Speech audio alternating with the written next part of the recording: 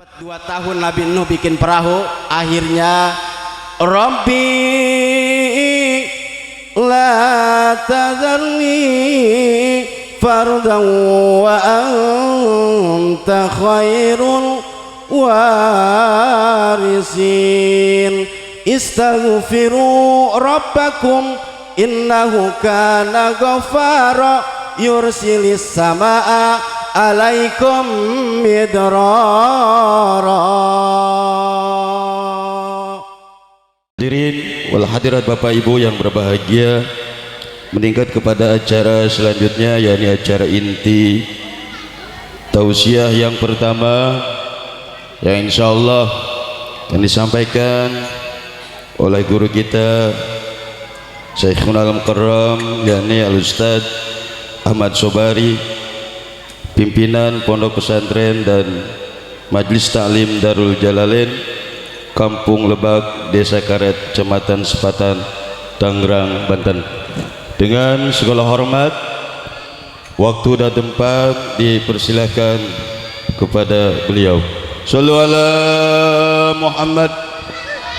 Man ana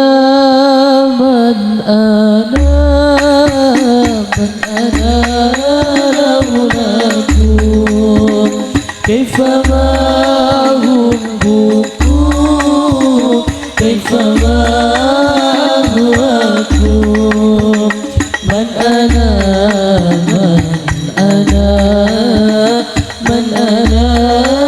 laulakum kaifa ma hukum kaifa ma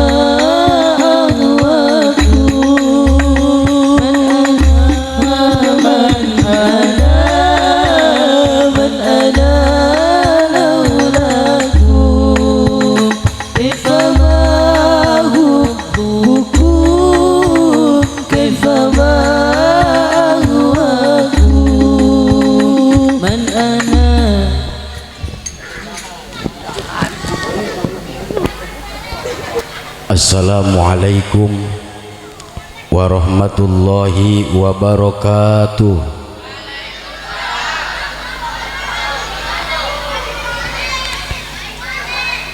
Alhamdulillah wassalatu wassalamu ala rasulillah wa ala alihi wa sahbihi wa mawalah. Faqad qala Allahu ta'ala fil Qur'anil Karim, A'udzu billahi minasyaitonir rajim. Ara'aital ladzina yukazzibu biddin al-ayah. Hadratil mukarramin, para asatiz, para tokoh terkemuka, para alimil ulama, wabil khusus Al-Mukarram Kyai Haji Badrul Hayat yang dimuliakan oleh Allah Subhanahu wa ta'ala, juga yang saya hormati para asatiz yang lainnya yang tidak bisa saya sebutkan satu persatu, namun insya Allah tidak mengurangi rasa hormat dan ta'zim. Sahibil bait, tokoh kita, sepuh kita, Abah Haji Mading beserta keluarga yang dimuliakan oleh Allah Subhanahu wa ta'ala, juga tidak lupa aparatur pemerintah yang hadir pada kesempatan kali ini, terutama yang baru saja menyampaikan sambutan, Bapak Lurah kita, Bapak Lurah Bagas beserta stafnya yang hadir pada malam ini, yang semuanya dimuliakan oleh Allah Subhanahu wa ta'ala. Tidak lupa segenap panitia penyelenggara santunan anak yatim yang diketuai oleh Bapak Solihin. Betul? beserta jajaran kepanitiaannya, yang alhamdulillah pada malam ini beliau berhasil menciptakan suasana santunan hari raya anak yatim. Ibu, bapak, hadirin kaum muslimin yang hadir pada kesempatan kali ini, yang mudah-mudahan kita kumpul di sini penuh dengan barokah dari Gusti Allah, penuh dengan syafaat nanti di hari kiamat, dan kita diakui sebagai umat Rasul karena pada saat ini menandakan suatu bukti bahwa kita adalah cinta kepada anak yatim. Mudah-mudahan tahun yang akan datang lebih meriah lagi, amin. Mudah-mudahan di tahun yang akan datang lebih semangat lagi anak mudanya, amin ya Rabbal. Masih semangat anak muda ya? Semangat ya.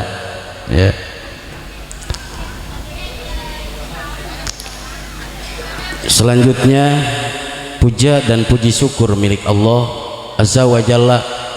Rahmat dan salam semoga senantiasa Allah curahkan keharibaan baginda alam yakni Nabi besar Muhammad sallallahu alaihi wasallam beserta keluarganya, sahabatnya, juga para pengikutnya, termasuk kita selaku umatnya, yang mudah-mudahan nanti di yaumil akhir kita semua mendapat syafaat Kangjeng Nabi, amin ya Rabbal.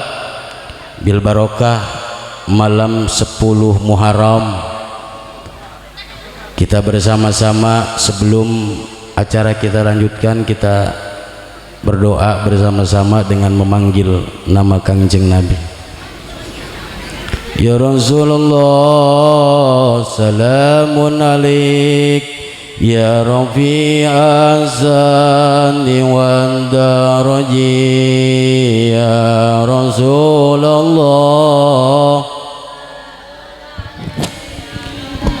Ya Rafi'al sya'ni wad daraji. Bu, kalau panggil nama Rasul suaranya keluarin. Kalau minta duit aja sama suami suaranya dikeluarin. Betul nggak? Ya, keluarin suaranya, kencengin suaranya. Mati juga di sini syahid. Kalau kita nih narik manggil nama ya Rasulullah terus mati di sini, syahid, surga, yakin ke surga. Pengen ke surga enggak? Pengen ke surga enggak? Pengen mati di sini? Keluarin suaranya, giliran baca selawat aja, suaranya gitu. Giliran dangdutan, masya Allah, ya, keluarin suaranya, panggil nama Rasul. Ya Rasulullah salamun alaik, ya Rafi'az zani wad daraji, ya Rasul.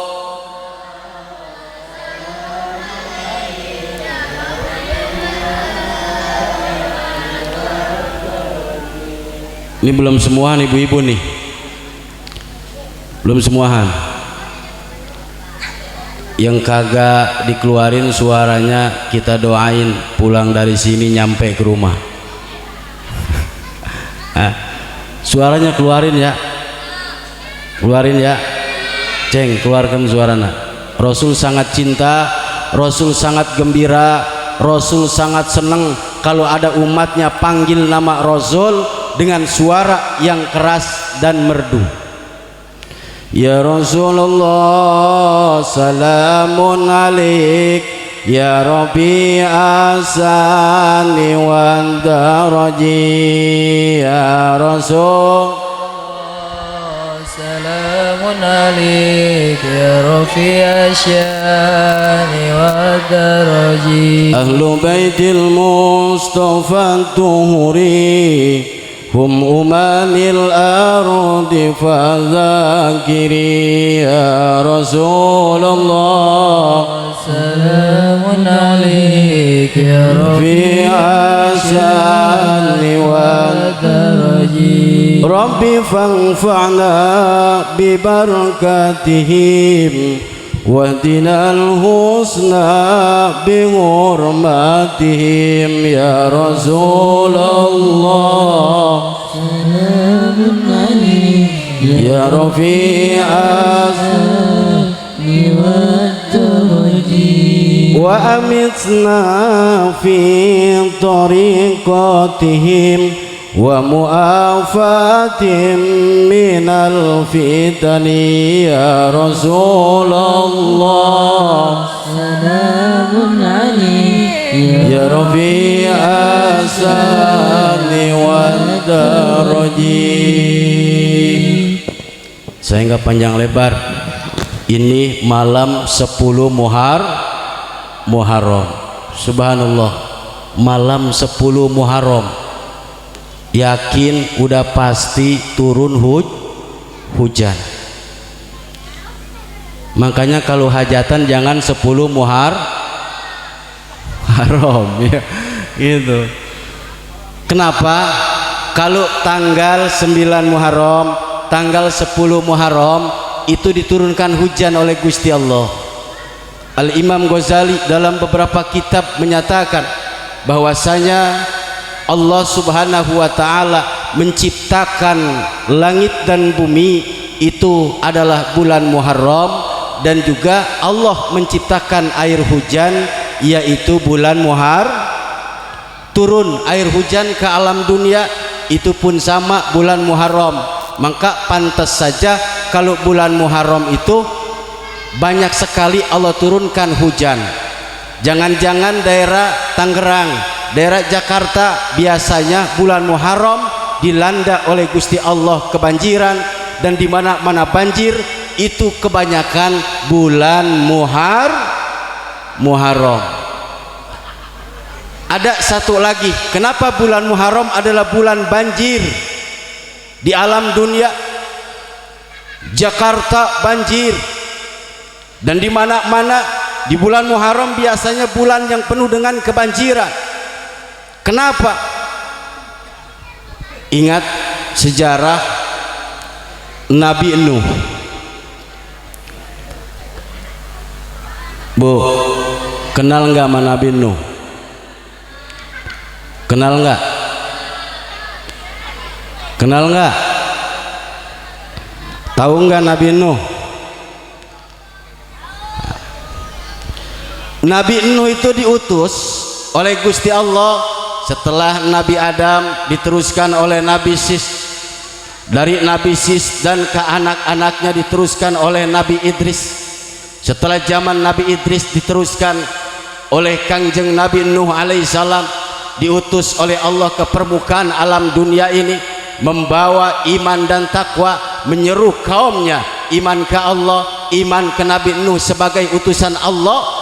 Setelah Nabi Nuh dia berdakwah terus menerus, dapat 100 tahun, belum juga kaumnya iman kepada Allah, belum juga kaumnya iman kepada Nabi Nuh. Dapat 200 tahun Nabi Nuh berdakwah, belum juga iman. Dapat 300 tahun, belum juga iman ke Nabi Nuh sebagai Nabi dan Rasul. Dapat 500 tahun, belum juga iman kepada Nabi Nuh. Setelah 1000 tahun, alhamdulillah Nabi Nuh dakwah, ngajak kaumnya untuk iman kepada Allah, percaya ke Nabi Nuh sebagai utusan Allah. Setelah 1000 tahun baru ada yang iman ke Allah, iman ke Kangjeng Nabi Nuh alaihis. 1000 tahun Nabi Nuh dakwah, cuma 80 orang yang iman. Berapa tahun Nabi Nuh dakwah?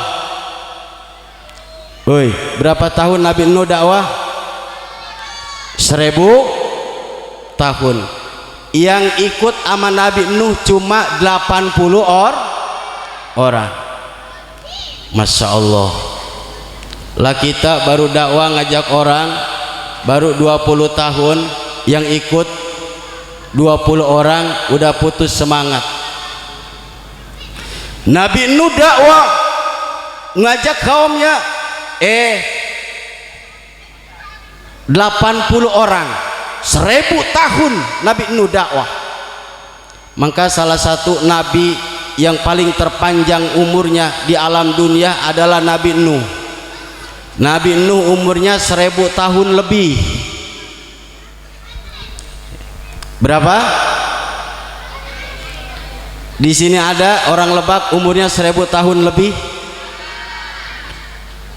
Yang umurnya 700 tahun ada. Yang 500 tahun ada. Yang 300 tahun ada. Yang 200, yang 100,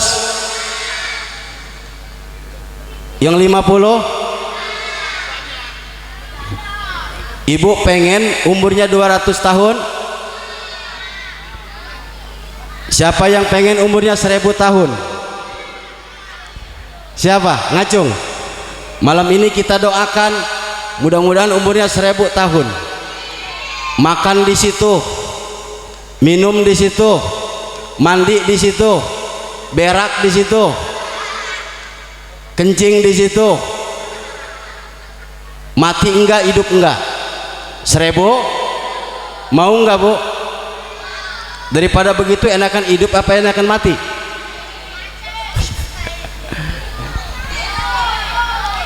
Nabi Nuh dakwah, subhanallah. Ya Allah ya Rabbi, Nabi Nuh dakwah. Setelah 1000 tahun Nabi Nuh dakwah, 80 orang yang iman kepada Allah, iman kepada Kangjeng Nabi Nuh sebagai utusan Allah, yang akhirnya Allah memberikan instruksi kepada Kangjeng Nabi Nuh, ya Nuh, kamu silakan bikin perahu hari ini juga. Padahal lautan belum ada, sungai juga tidak ada. Nabi Nuh diperintahkan, diinstruksikan untuk bikin perahu. Nabi Nuh langsung bikin perahu. Padahal laut kagak ada, sungai juga kagak ada, belum ada borongan, belum ada Tanjung Pasir. Tahu nggak Tanjung Pasir, Bu? Waduh, giliran Tanjung Pasir aja ngecaprak ngomong. Tunggu deh, Tanjung Pasir aja tahu gitu. Giliran baca selawat aja memble. Ini orang Lebak nih, waduh. Iya. Ya.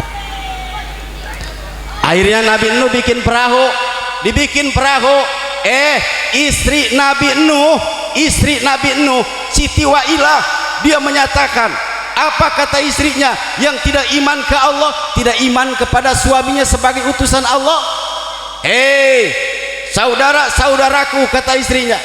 Siti Wailah menyatakan, saudara-saudaraku, kamu tahu di rumahku ada orang edan. Kenapa ada orang edan? Iya, kan suamiku itu si Nuh. Lautan kagak ada, sungai juga kagak ada, dia lagi bikin perahu. Itu kan orang edan. Tuh Nabi Nuh mah dakwah nyampe dikatain edan sama istrinya. Iya, istrinya tidak iman ke Allah, tidak iman ke Nabi Nuh sebagai utusan Allah. Istrinya sendiri Nabi Nuh mah tidak iman. Begitu kagak iman akhirnya dikatain orang edan. Maka jangan aneh kalau ada ustadz, ada kiai sama istrinya dikatain orang edan. Ada nggak di sini ustadz yang dikatain nama istrinya orang edan? Ada nggak? Kalau ada kiai ustadz kata istrinya, innaka majnunun, ente suamiku orang edan, maka itu kewarisan ilmu Nabi Nuh alaihis salam. Ya, maka kiai ustadz kalau dikatain edan biarin aja dah. Ya, dapat 2 tahun Nabi Nuh bikin perahu. Akhirnya Rabbi la tadharni fardan wa anta khairul warisin istaghfiru rabbakum innahu kana ghaffara yursilis samaa alaikum midrara.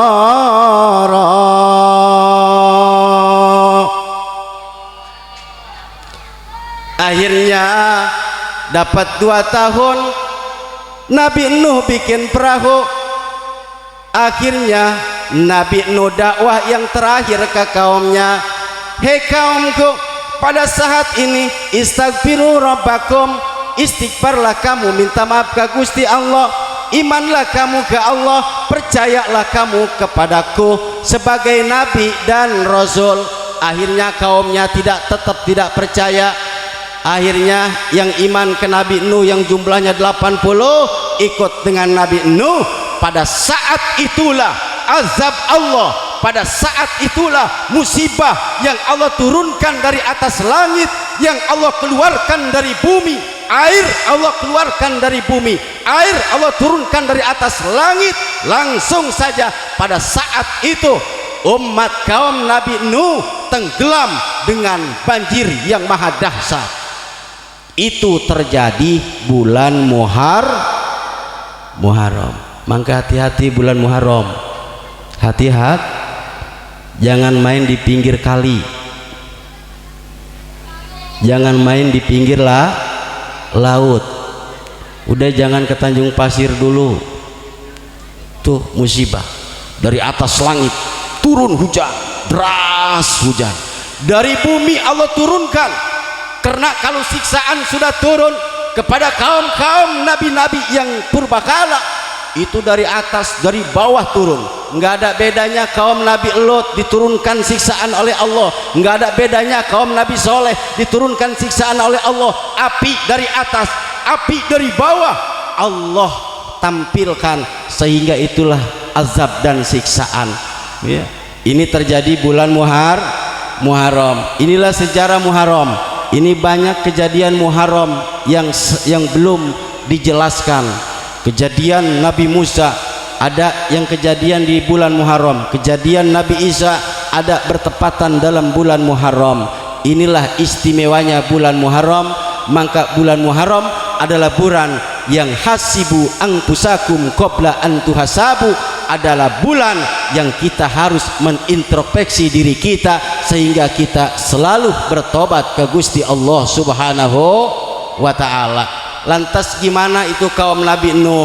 Kaum Nabi Nuh semuanya hangus dan semuanya terbawa dengan air. Lantas istri Nabi Nuh juga sama terbawa dengan air. Anak Nabi Nuh si Kan'an terbawa dengan air. Akhirnya mati si Kan'an, dan ada satu anak Nabi Nuh yang iman kepada Allah, yang iman kepada Nabi Nuh sebagai utusan Allah. Dia mah naik ke atas perahu. Jadi di atas perahu itu ada 3 tingkat, 40 laki-laki, 40 perempuan yang iman ke Nabi Nuh, jumlahnya 8. Jadi tingkat-tingkat itulah akhirnya selamatlah Nabi Nuh. Nabi Nuh mendarat di Gunung Judi. Akhirnya Nabi Nuh Allah kasih keselamatan. Ya, inilah bulan Muharram. Ini kita harus tahu ada apa di bulan Muharram. Ternyata banyak kejadian nabi-nabi zaman dulu, banyak kejadian di bulan Muharram ini. Tapi mudah-mudahan musibah dan musibah yang selalu terjadi di bulan Muharram, Allah angkat musibah tersebut. Amin. Dan mudah-mudahan negara Indonesia jadi negara yang baldatun thayyibah wa rabbun ghafur. Amin. Minimal kita mah tingkat desa, mudah-mudahan desa kita ini desa yang subur makmur gemah ripah loh jinawi. Kalau dilihat dari lurahnya, insya Allah kita doakan nih Bu Lurah, mudah-mudahan 5 periode. Berapa? Mudah-mudahan 5 periode. Amin. Gitu ya. Nah, nih Lurah di desa juga kan ada pengajian tuh. Bagus tuh kalau desa ada pengajian. Makanya kalau bapak-bapak orang sini ngaji ke desa semua, sedesa Lebak Wangi ngaji semua, Masya Allah.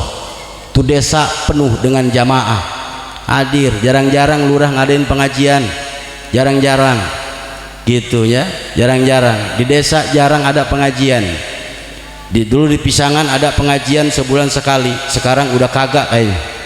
Di desa Karet juga udah pernah ada pengajian, tapi tidak lama, cuma 1 kali pengajian, kesananya sudah tidak ada pengajian gitu. Tapi desa Lebak Wangi alhamdulillah seminggu sekali pengajian tiap malam Kamis. Kayaknya seminggu sekali atau 2 bulan sekali? Minggu sekali. Bagus. Ibu mau hadir silakan, bapak mau hadir silakan. Ayo ngaji, banyakin kita ngaji nih, banyakin ngaji. Kapan lagi kita hidup sebelum kita mati? Ibu banyakin ngaji. Di mana ada pengajian? Datang ke majelis taklim. Tapi alhamdulillah kayaknya di Lebak mah banyak pengajian. Kayaknya seminggu diisi semua.